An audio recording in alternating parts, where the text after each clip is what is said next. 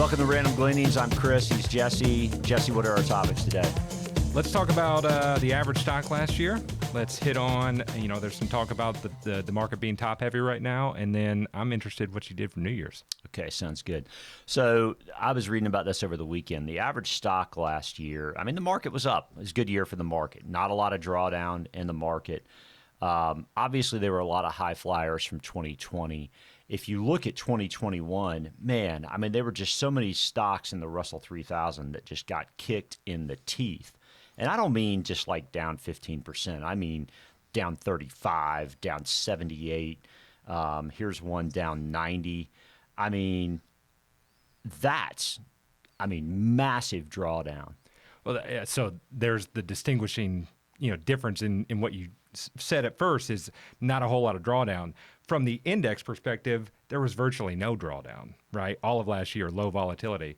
But within the components themselves, there was a lot of lack of breadth along the way.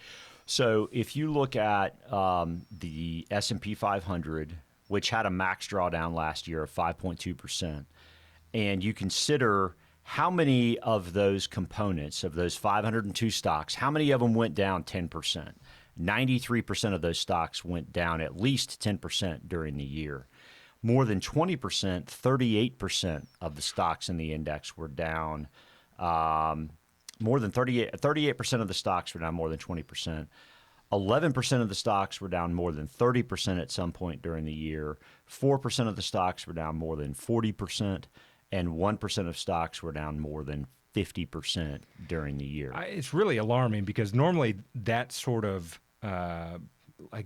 breakdown in the breadth of the market is a pretty scary thing technically, and yet it didn't present itself. And I'm curious as to your thoughts as to why. So how do you? Is it top heavy? That's the big question. Well, that is who. If we look at that, that is definitively what brought the index up. Is that market cap weighting aspect of the S&P? Right. So market cap weighting is the largest companies in terms of their value get the biggest weighting in the index itself. So that means then if you couldn't feel it in the S&P, the only way that could happen for the year is that those largest companies that represent the largest amount of the S&P did better than all the others. And here's some food for thought on that. The top 5 companies last year represented 23.5% of the index. So, that's bigger than records show back to 1980. Okay. And help me, one, who are those companies? Yeah. So those companies are. I got it. It's Apple, Microsoft, Alphabet, which is Google, Amazon, and Tesla. So 5 companies represent almost a quarter of the entire value of the index. Looking at this chart going back to 1999, that's when there was a big spike at that time. What are your thoughts on what happened at that point? What were those companies at that point? Help me understand. So I think we need to go back and look at who those companies were in 1999.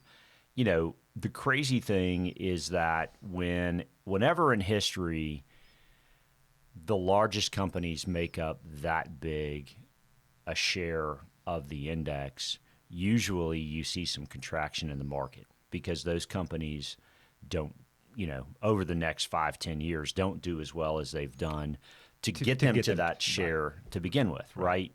But then, we found the chart that was pretty interesting about those largest companies over the last 5 years. And, if you think about their income, how much their bottom line grew, and then take into account where they actually trade from a market cap perspective, that is the number of shares times the stock price, the market cap's not as high as their net income growth. Yeah, that's pretty astounding. Only because, as you said, you would think that maybe these companies representing that much of the index are overvalued. But on this metric, it would seem to argue that, in fact, they may be undervalued. Right. I don't know what to make of that. So, I mean, nobody's really challenging Microsoft in terms of their subscription product. I mean, if Microsoft goes up $5 per individual, I mean, in our business, we're not firing Microsoft because, I mean, we need the tool. It's effective. It works. And no one else comes close. No one, right? no one brings anything else to the table. So Google, I mean, Google has a product, but it's kind of clunky, or at least I've found it clunky. So, I mean, we're going to use them for a search engine, though. I mean, we're not going to Yahoo or, Bing.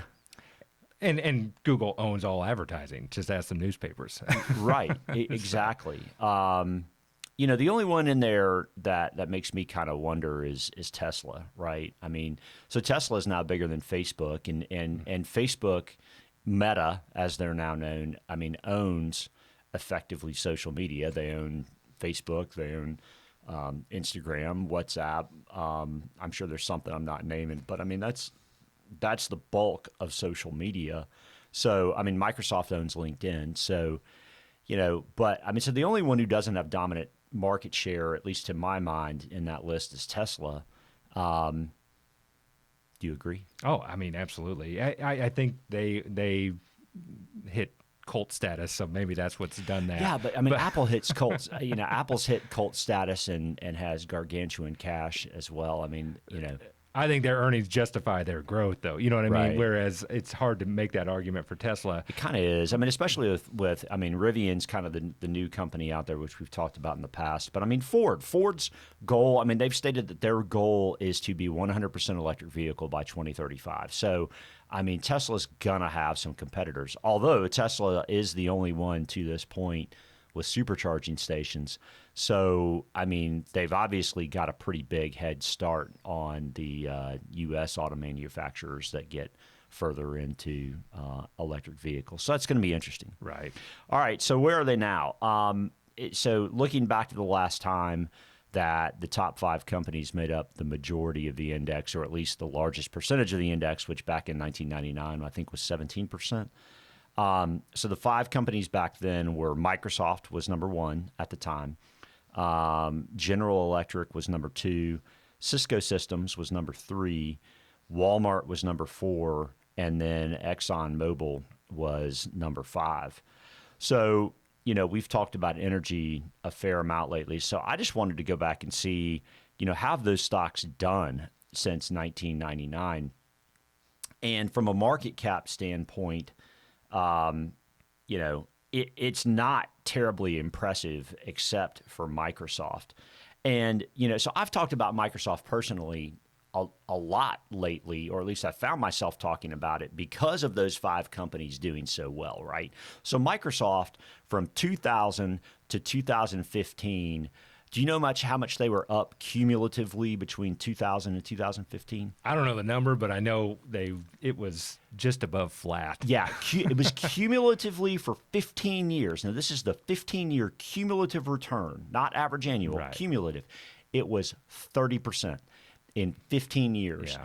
And since then, they're up at least 300%. Now, Incredible. it's it's not that they don't deserve that, but gosh, that's some serious outperformance in 5 years where they did nothing for 15. So the big question is, what about these other companies out there? What do they do?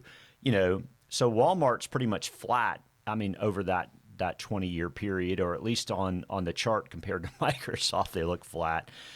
There's no question ExxonMobil is down from where they were. Clearly, GE is down from where they were. I mean, GE was like a $300 billion market cap company, and now they're $110 billion. So, I mean, they're about a third of the size they were.